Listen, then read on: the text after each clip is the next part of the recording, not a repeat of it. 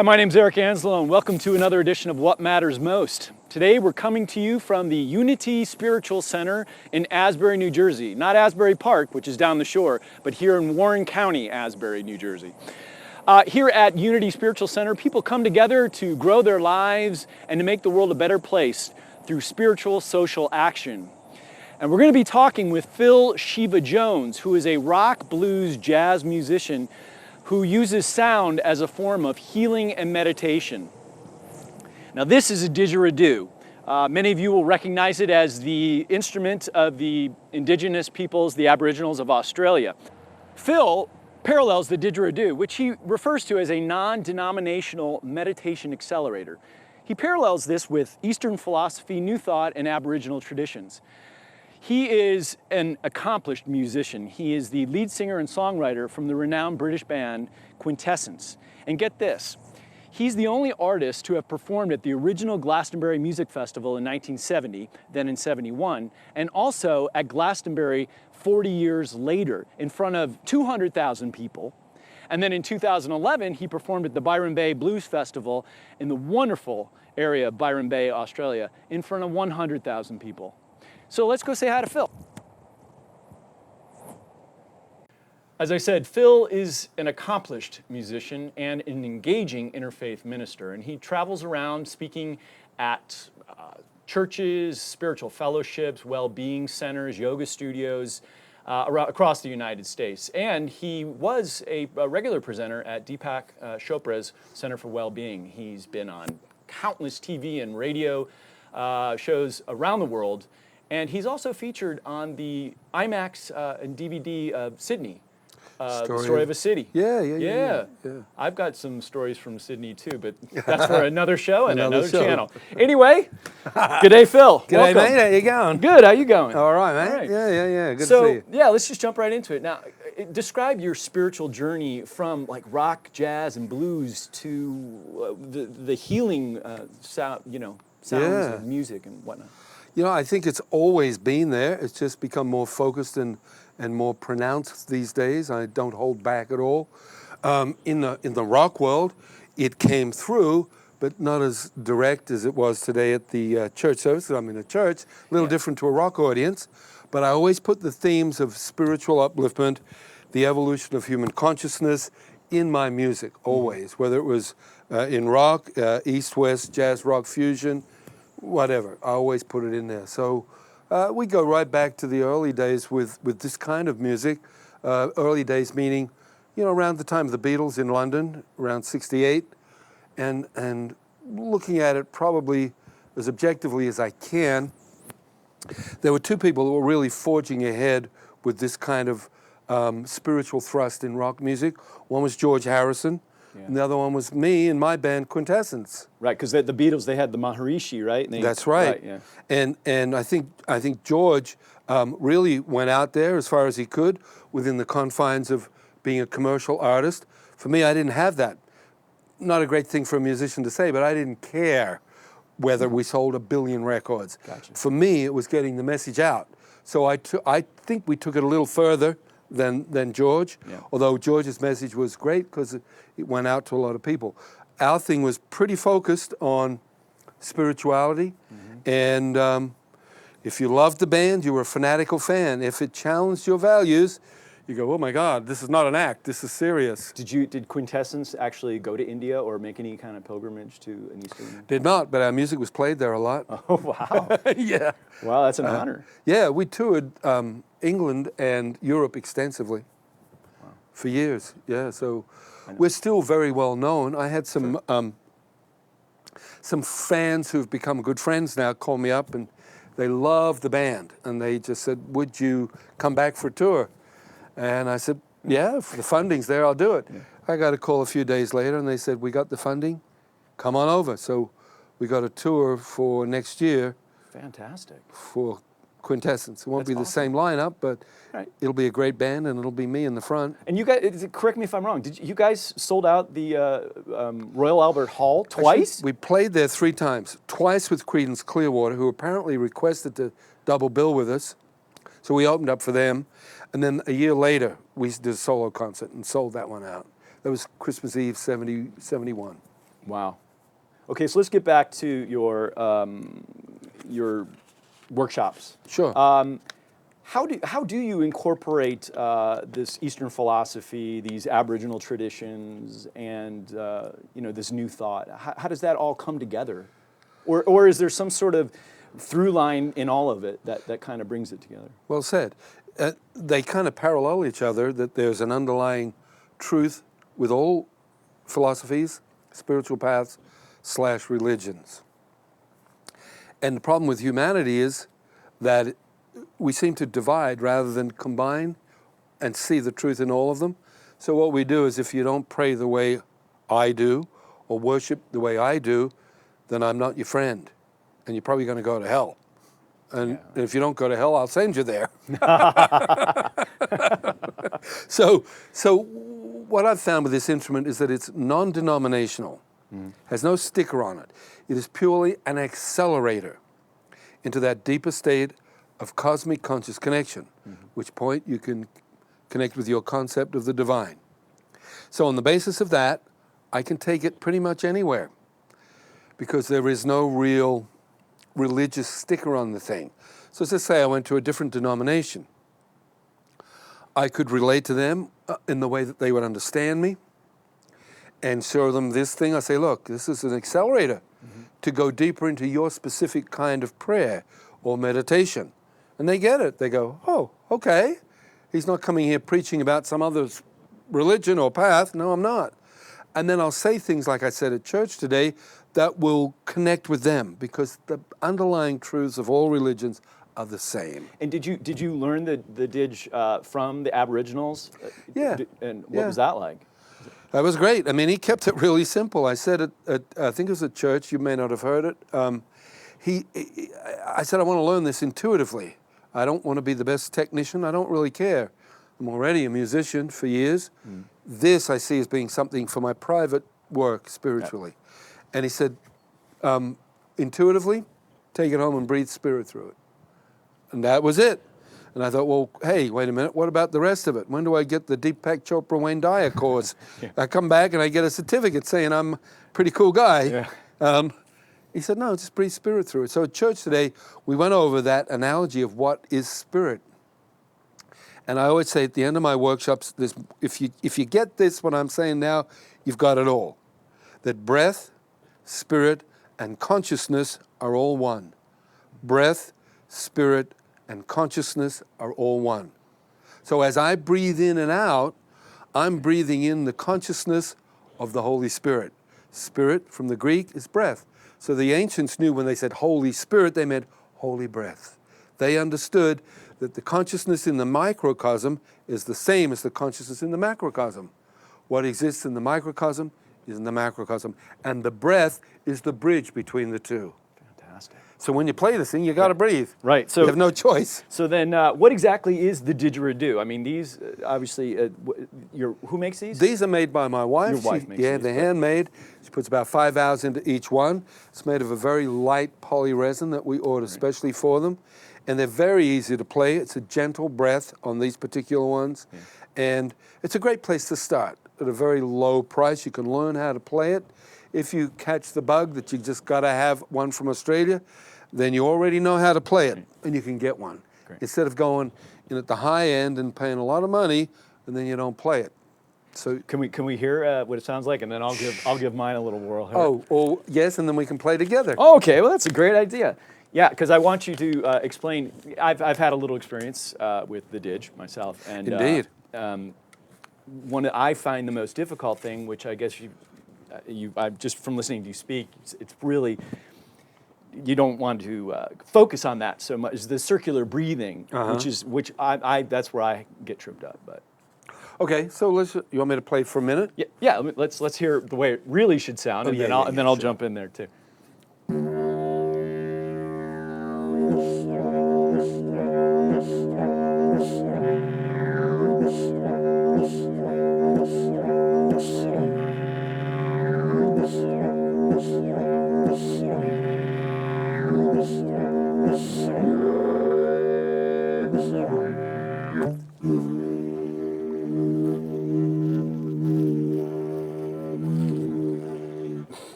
energy. Got to take that breath. You're getting there.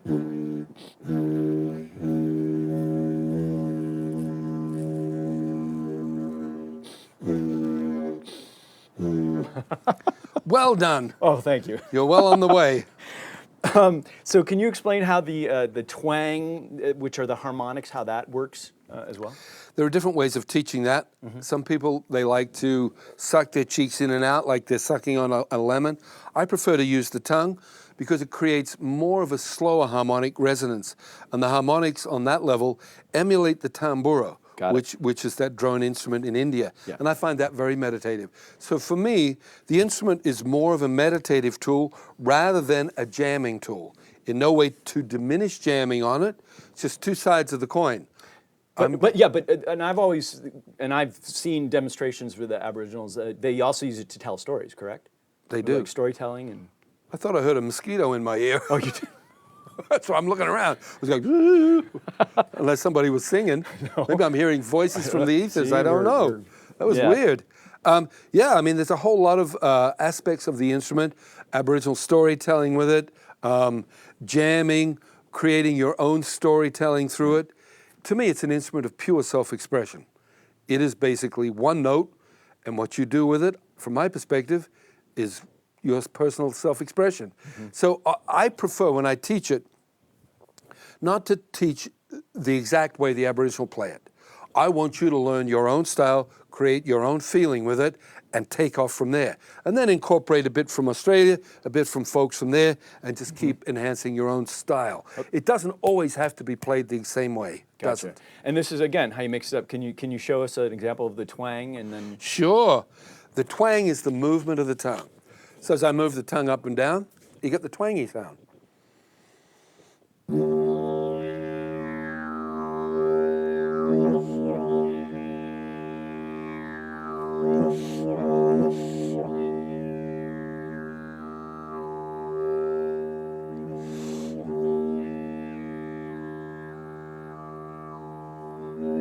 Hear those little harmonics dropping down? Some people think that overblowing, which is, they think that's harmonics. It's not. No. That's overblowing, it's the toot. The harmonics are actually the subtle notes that resonate above the key of your instrument, which I just played you then. What key is that instrument? This one's E flat, that one's E flat. We're both in the same key. Okay. So as I move the tongue down, I'm introducing 7 or 8 harmonics at least. So it takes it from a one-note instrument to a polyphonic. It's now multiple notes without adding anything, just the movement of the tongue. So let's see what you got going on.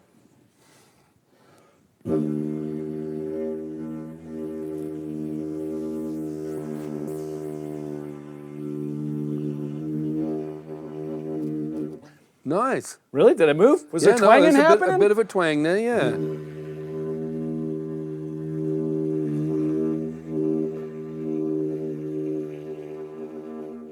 Very good. What you want to do also is train yourself always to breathe in the nose and out the mouth. Okay. That way you'll get used to circular breathing. Right? Yeah. Which is, And now you can also do animal noises or bird calls and other nature sounds with it?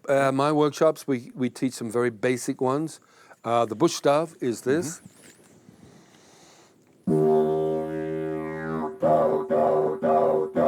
And all that is give it a go.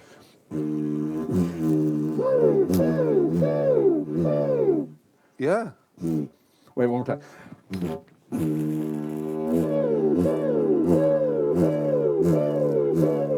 Nice. That worked.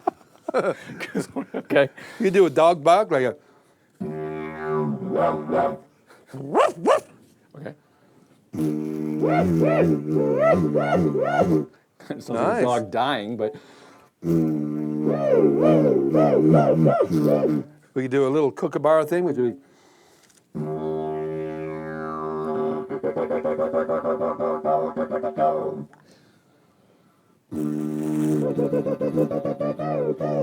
Oh, sorry.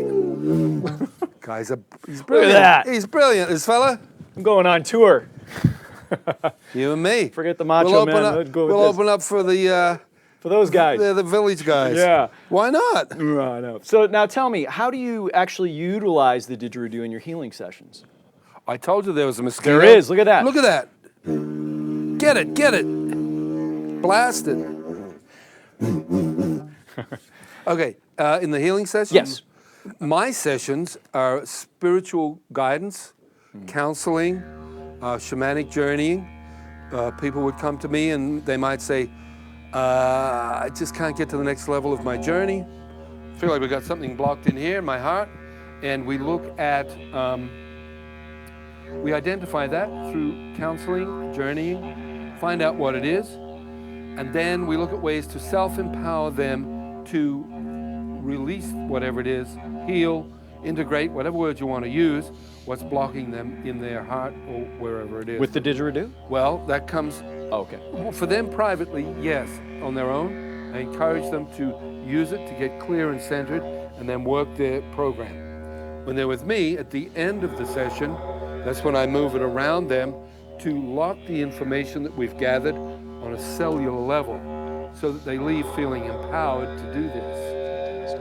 Yeah, and I like the way in your lecture you were talking about there's 3 different experiences from using the Didge. There's the one that you get when you listen to it, like if you're listening to a CD. Yep. There's one you get when you play it. When I'm playing it for you. When someone's playing for, and then there's the one you get when you're actually playing it yourself. That's in the first person. Right. That's fantastic. That's when the real energy is moved. Yeah. Sure. You know, when I did that healing for that lady, yeah. It was deep and it was intense for her and probably profound at points. But I said at the end of it, when you're doing it yourself, you're moving the energy. You're not a satellite around me. You're the center.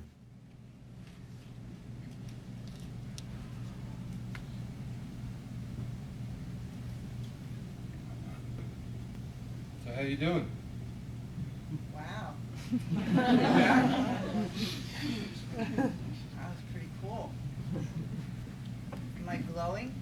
Yep. I feel like I am. I am too. You compare the sound of the didgeridoo to the primordial sound of the human spirit? Yeah, it's a combination of 3 things: primordial sound, harmonic resonance, and spirit breath. Those 3 things make it an accelerator to the window of the soul where you're self-empowered to reprogram yourself, in other words, to reinvent your personality, to open portals and gateways to higher states of consciousness and enhance the evolution of your connection to all that is. And but then couldn't you say that I could take any other kind of wind instrument, like I don't know, a clarinet or even something like a tuba or a trumpet, and get the same kind of breathing, or is there something special about the actual didgeridoo? Probably one of the most special things is its simplicity. Yeah. It's only 1 note. So to play this thing, you don't have to be a musician. Yeah. The less you think, the easier it is to play, which is one of the reasons why it's become popular with younger folks, because they don't have to know anything about music. And pretty quickly, once you learn it, which is not hard, you could be playing with real musicians. Mm-hmm. So suddenly you're up there on stage. Playing. When you play with musicians, do you have different didges with different pitches so that you can mix it up? One should. Yeah. Yeah. If I ever play with musicians, which is not a lot because I use it privately for myself, okay, they would have to play an E flat. They'd have to join my key. Okay. But people who are serious about playing on stage, they'll have a few instruments in different keys. One more question about your personal healing sessions. What's the relevance of personal affirmations? The way I teach it is that if you use this instrument to access the theta wavelength, the deep subconscious mind, in that place is the window to the soul. It retains impressions. So when all the monkey chatter is gone, yeah, and the mind clutter, when I put an affirmation in there, it sticks because it retains impressions. Children are impressionable. When we're first born, we're clear. There's no personality. Impressions come in through sensory perception, sensory attachment, sensory gratification, and it creates a mask over the soul. It's my personality, my ego, and that mask is called Phil. Now, Phil at 63 would like to reprogram a little. What can I do? I want to get closer to my concept of the divine. If I could get clear, get back to that window, I could put new impressions in there and reinvent my personality to be a clearer, more focused channel for these higher energies. And that's what I use this thing for. Have you? Do you have any like success stories that you could share? Only myself. I can only speak for me, but people do get back to me and say, yeah, it's really helped me a lot on a lot of different levels, from health levels, lowering sleep apnea, relaxing heart muscles, lowering stress level, stimulates the pituitary and pineal, which from ancient cultures is the portal and the gateway to interdimensional travel. I've worked with autistic kids and brain damaged children, had wonderful results with these kids. There's something about this thing that just touches the core of your being. And I've tried my best to put it into words, but outside of that, you just have to feel it and try it yourself. It's a combination, once again, of spirit breath, harmonics, and primordial sound that make it an accelerator to the deep subconscious mind, the theta wavelength, at which point and that's why affirmations become very powerful then, because there's no monkey chatter blocking it. You put them in there, they stick. They resonate with conscious energy. You reinforce them a little bit every day. They become a powerful force in your being and manifest in your life. Because on that window, as you think, so you become at an accelerated pace. So really what we're talking about is mastering the mind. Wow. Yeah. Which for most of us in the West, we don't have any of that. No. Not at all. Mastery of the mind is a concept that's way out of our reach. Yeah. Because I've given control of my mind to the senses. Most of us are the slave to the senses, which means what they tell me to do, I do. Exactly. So now, as I've traded my divinity for wampum, I want it back. I own this. What do? I got to change some of the old programs, personality traits, the things that don't work for me anymore, some of them hiding in the subconscious mind on that theta wavelength. So when I get in there using this instrument, I can change those things, because at that point, I'm the boss. I'm the master of all those little pieces that make up Phil. Well, I might not even have to ask this now that you just said that, but at the end of every show, we like to ask our guests, it's the title of the show, but what matters most to you? I mean, what is that lasting footprint you want to leave on this earth? Good question. Yeah. I would like to feel that the work that I do has made a difference in the evolution of human consciousness, bringing us together in a sense of unity, of love, compassion,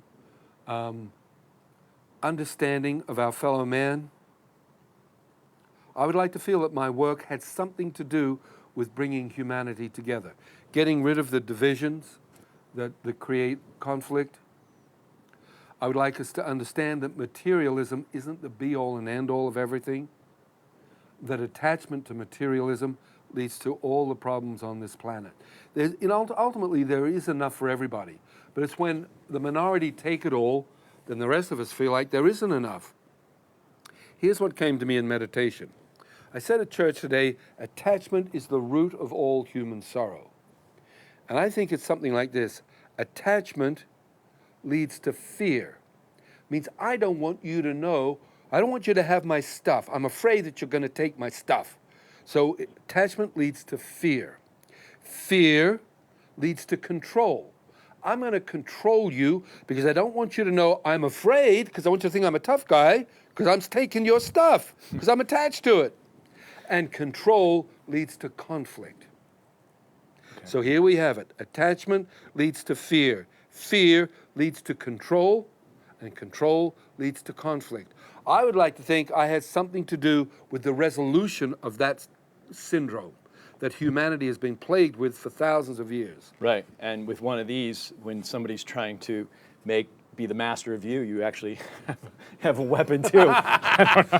It doubles. Yeah. I don't recommend no, that. No. I'm not condoning that either. No. But Phil, really, thank you so much. It was a pleasure. Yeah, what a pleasure. I've done a lot of interviews, and you're the man. Oh, thank you so much. Yeah, I've had a lot of fun. And it's got nothing to do with YMCA. Let's do it together, you and me. You ready? All right. YMCA. YMCA. I've always wanted to do that with one of the village people. Well, oh my God. Before we take it out, we'll do a little E flat here. I always remind our viewers that this is Eric Angelo, and just saying it's the simple things in life are what matter most. So can we do a little E flat here? Let's do a little E flat, brother. All right. You ready? Ready? Here we go.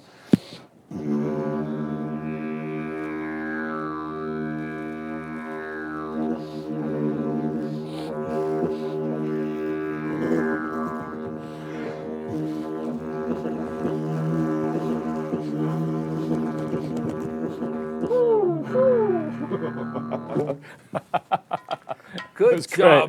great. Fantastic. That really was a lot of fun.